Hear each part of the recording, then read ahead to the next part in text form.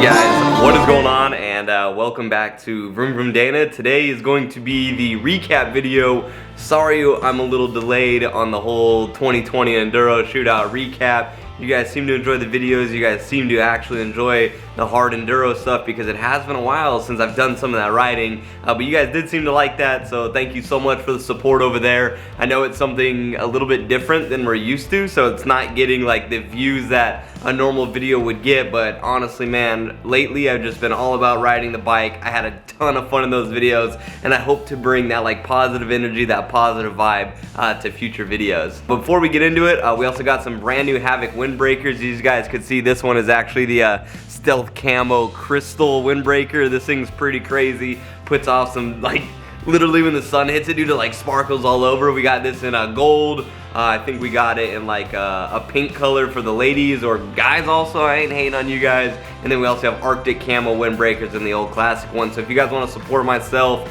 apparel, goggles, sunglasses, also got some VroomVroomDana merch at the VroomVroomDana.com link or the HAVOC link if you guys are looking for goggles. I mean, everybody wears them. Thank you so much.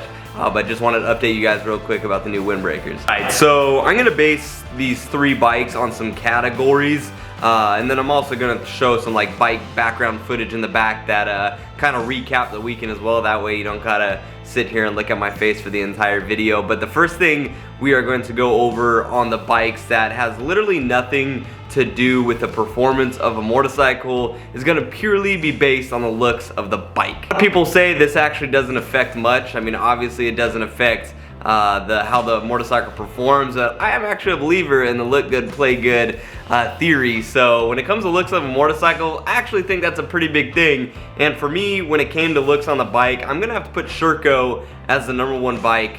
And that's due to the fact that they actually did a really good job at hiding the oversized tank.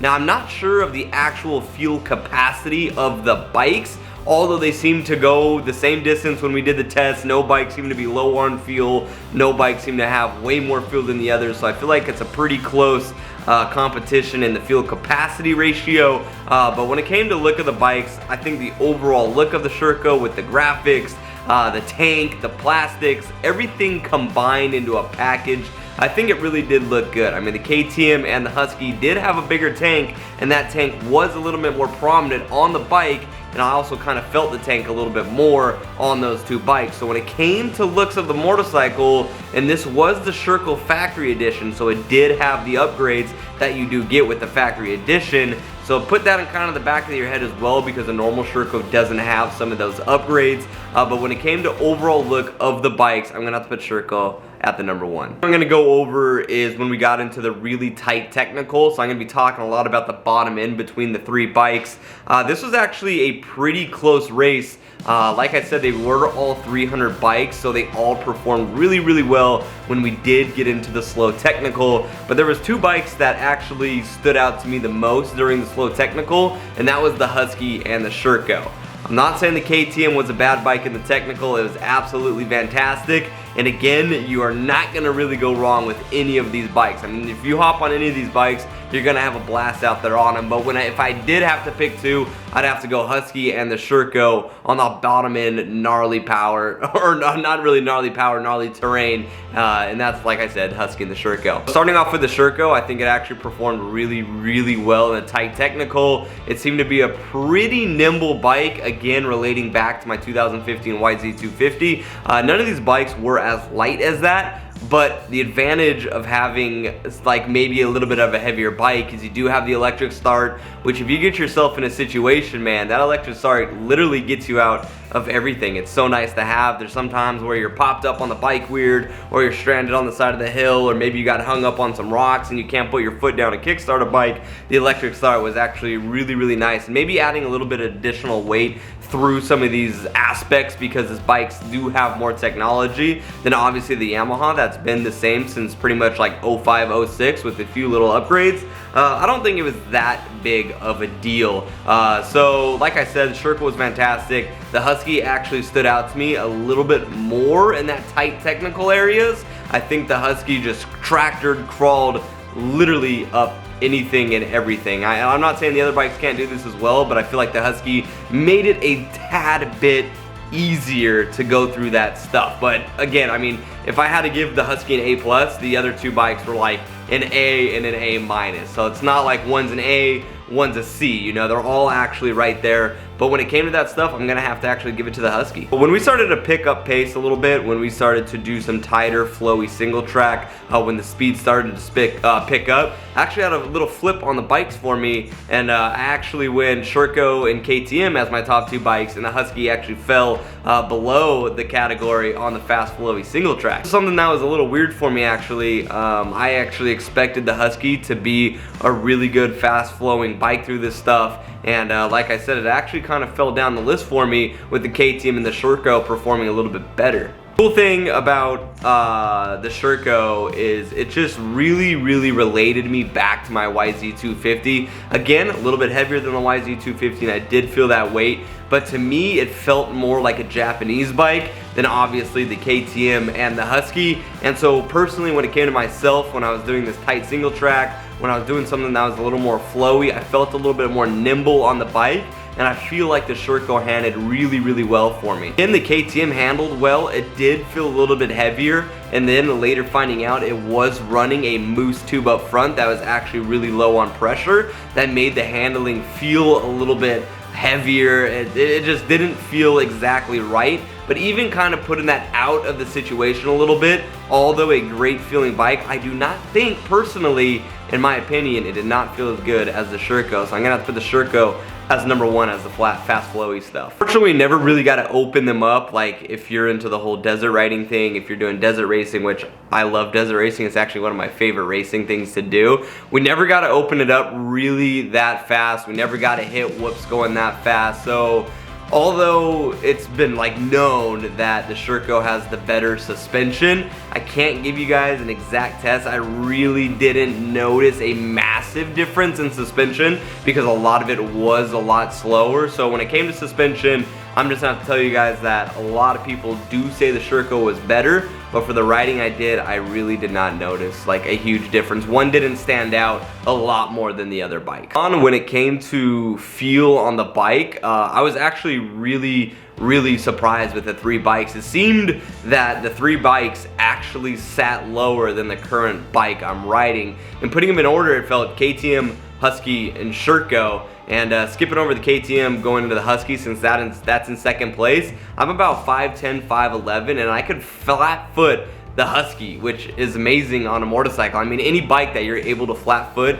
and gain a little bit more ground when you're going through the technical is a huge bonus in my book. The Husky was really good on that, and then the SHERCO was actually better, which was weird. It was weird sitting on a bike that felt so small. I mean, when hopping from bike to bike, when I went from SHERCO to KTM to Husky to SHERCO to KTM to Husky to KTM to Husky, it was weird hopping through all the bikes. But every time I got on the SHERCO, I actually noticed how much smaller of a bike it was. I could actually flat foot with knees bent a little bit, and to me, this was a huge plus in my book. I mean, when I was going through the technical, and the fact that I had maybe an extra inch or two, it was, I mean, to me, that was a game changer. That alone really put me on the SHERCO train. Into parts and availability for these bikes, which is obviously a huge factor when into looking at a bike. I mean, it's always easy if you could go down to your local motorcycle dealership and be able to pick up maybe a part you broke, maybe you're going on a trip and you can't wait the 3 days or 4 days it takes to actually get a part shipped to you. I think this is where the SHERCO starts to fall a little bit behind. I mean, myself living in California, I can't even buy a SHERCO motorcycle in California. Like if I wanted to go buy one, I have to go to Arizona, I have to go to Nevada, I gotta go to another state, and to me that kind of sucks. When it came to me actually being able to buy a bike, a KTM and a Husky, I could literally drive 10 minutes down the road and be able to buy one, whereas a SHERCO, I'd have to probably drive 5-6 hours just to be able to pick up a bike. And that kind of sucks along the lines of finding parts also. There's not going to be these dealers around me that are carrying SHERCO parts. So if I do break something on a ride and I need it instantaneously, I'm going to be at a problem there. I mean, like I said, with the KTM and the Husky, I could go down 10 minutes, 15 minutes down the road, and I'm going to be able to find these parts. The parts are a lot more available than for the SHERCO, because if something did break on that, I'm going to have to drive, I mean, not drive, sorry, I can't even drive. I mean, I could, I'd either have to drive 5-6 hours to pick up a part for the SHERCO, or order it online, which is gonna take, like I said, it's gonna take anywhere from probably a week to 2 weeks to get parts for that bike. And that's something you guys need to look into if maybe you're thinking about purchasing one of these motorcycles, is kind of look at where your nearest dealerships are. I mean, if you don't have a SHERCO for 200-300 miles and you're gonna have to do basically all online, it's another thing that I think you should look at, because it's something I was looking at. Obviously, I wasn't able to ride the bikes for like months on end and just put them through the absolute abuse of a lifetime. So when it comes to durability and performance long-term of the bikes, this is something else I can't comment on. I mean, I've heard absolute horror stories with the TPI bikes. Travis from Every Single Sunday had a horror story with his 19 KTM, the TPI. Ended up just giving him so many problems. He actually told me it was one of the worst bikes he's ever rode. I have another friend, Gina, a girl on her bike, who had a Beta where that thing has, like, you put oil in separately. That one, I believe, was carbureted. I don't think that's TPI, but that's another one of those ones where you gotta like mix the oil in the frame, and then you don't mix gas, you gotta put the gas in and then the oil, and that thing ended up failing on her also and blowing up on her. So this is another thing you might want to take in. I heard the 20s are better for this. I heard they're better than the previous model bikes. But when it comes to the SHERCO, where you literally just go old school and mix the gas, I think that's really cool. I know a lot of people are going to complain about, oh, I still got to mix oil in my gas. It's a lot easier if I could pull up to a gas station, put a pump in. That's true. I mean, if you're going on these rides where you're gonna have to stop at a gas station, I mean, that is a huge bonus for you guys to just put gas in the tank. But for me, that's something that is so foreign. I mean, how often are you really gonna do that? And mixing gas is really not a big problem. I mean, it literally takes an extra minute, man. You pull out the oil, you pull out the measuring cup, put the oil in there, put in the gas, and you're done. It's really not like an extra step. I feel like people are finding something to complain about when it comes to mixing gas. I don't think that's something that's a problem. So a carbureted bike, mixing oil, I mean, yeah, it's old school, but you know it's gonna work. You know it's gonna work every time, and it's never gonna fail. Where it comes to the TPI, like, yeah, it's new, it's awesome technology, but is it gonna last? Is it gonna break on you? Is your bike gonna blow up? I mean, are you gonna be out of a bike for a week, 2 weeks, a month if something like that does happen? You gotta think about that. There's also alternatives. If you are somebody who travels a lot and elevation changes and you think the TPI is better, you could get a carbureted bike, and there are manufacturers who make these systems that kind of get rid of the carburetor, and you don't have to fine-tune the carb everywhere you go. So I mean, this is another thing that you should look at. I mean, do you want to risk it with the TPI? Is it tried and true enough, or do you go with the classic carburetor? I don't know. I mean, I've been riding the YZs forever, carbureted bikes. I can't say I travel in elevation like crazy. I ride a lot in this like low desert, high desert areas, and I've been running the carb forever. Have never had a problem, never fouled a plug. So to me, I mean, you really cannot go wrong with a carbureted bike. Besides that, I had a ton of fun on the 3 bikes, honestly, man. It was so cool, Bo, to let me come down and ride those bikes. Huge shout out to Travis as well from Every Single Sunday for getting the connection to go down there and actually ride the bikes. So like I said, man, there'll be links in the description. Every Ride Reynolds. I mean, if you want to go Ready to Ride Reynolds, if you want to go through him, man, if you want to test out some bikes, I think he has like 8 bikes, 9 bikes you could go out there and ride. It'd be a huge plus. It's kind of an eye-opener. And then also be sure to subscribe to Travis from Every Single Sunday. He'll be uploading videos from the weekend as well, so you guys are gonna want to go check those out. But going into the weekend, I expected my list, like I had it predetermined. I thought it was gonna go Husky, KTM, SHERCO at number 3, just because I never rode a SHERCO. I never even threw a leg over a SHERCO. I rode like my dad's 09 KTM, so me going into this whole shootout, I was so new on all these bikes. I think that really gave me like the power to make a good opinion, because I really wasn't biased because I didn't ride one more than the other. I was pretty much fresh on all 3 bikes, and I think that allowed me to do a very, very even test throughout the day. All said and done, if I had to do the top 3, starting with number 3, I would actually put KTM at number 3, I would put Husky at number 2, and surprisingly, I would put the SHERCO at the number 1. It was the most fun bike for me to ride. I think it was the best all-around bike. Yeah, the Husky and the KTM may have been slightly better in some areas. Yeah, the SHERCO was some better in some areas. And the overall experience and the overall scope of things like single track, rocky terrain, slow terrain, sand washes, tight single track, going up hills, going down hills, the overall experience, I think the SHERCO really took the cake in the overall just fun factor. I mean, I had a lot of fun on the bike. Every time we stopped, I wanted to get on the SHERCO. It was always the bike I wanted to ride more than the others, and that's something that I think just stood out a little bit more, because when testing the bikes and you wanting to ride one more, you wanting to put more time on another bike, I think that's a huge plus in the book. And like I said, for me, that was the SHERCO. I had the most fun on that bike. That's my 2 cents, man.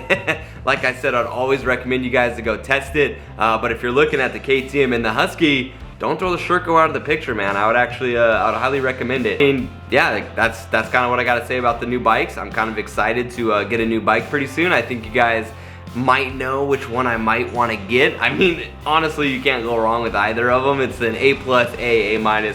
They're all great bikes, but there is one I did like a little bit more than the other. So I think we're gonna get rid of the YZ, and we're gonna focus more on the whole enduro side, because I do have the YZ 450, which is fantastic for tracks, fantastic for Grand Prix, but I did want something a little bit more enduro-y, and I think these bikes did surpass the YZ, unfortunately, on this. Although the YZ is like literally an indestructible bike. I think I put 1,000 hours on my old YZ and nothing ever happened to it. So motor-wise, it's absolutely fantastic. So yeah, that's my 2 cents. Hope you guys enjoyed the video. Let me know if you guys have one of the bikes and why you chose it. If you have a Husky, why Husky? If you have a KTM, why KTM? If you have a SHERCO, why did you choose the SHERCO? So thank you guys so much for tuning in. You guys are absolutely amazing. And that being said, I hope you enjoyed this little mini series, and I'll talk to you in the next video.